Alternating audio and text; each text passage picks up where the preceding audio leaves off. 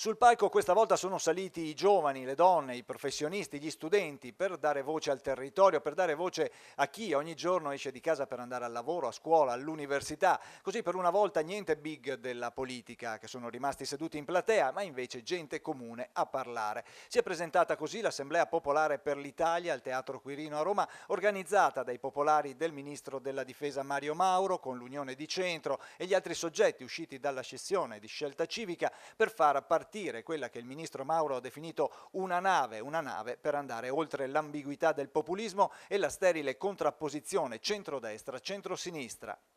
È un'assemblea popolare, vale a dire il contrario di un'assemblea populista. Qui non ci sono false promesse, qui non ci sono bugie, c'è invece tanta buona volontà per aiutare famiglie e imprese a venire fuori dalla crisi.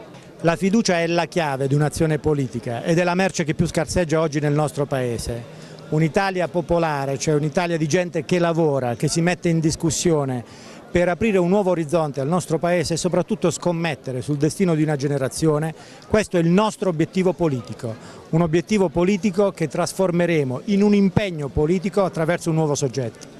Il progetto è ambizioso e sicuramente la strada non sarà in discesa. Primo passo questa settimana con la nascita dei gruppi parlamentari comuni. Obiettivo principale è recuperare il consenso dell'astensionismo e dei delusi degli altri schieramenti. Il progetto è quello del cantiere per costruire una nave aperta a tutti coloro che scommettono su un'Italia popolare non populista di destra o di sinistra. C'è bisogno di un partito popolare, non c'è nessun partito popolare perché il PD sta a sinistra, Berlusconi si è rintanato a destra e in mezzo c'è tutti quelli che pensano che la politica non sia la risposta al proprio bisogno, ma debba aiutare la famiglia, l'impresa, la società nel dare risposte a chi è in difficoltà, nell'aprire la libertà, dare più libertà di scelta nella scuola, nei servizi sociali, nei servizi sanitari, spingere la ripresa, cercare nuova occupazione, asciugare lo Stato, questo con la centralità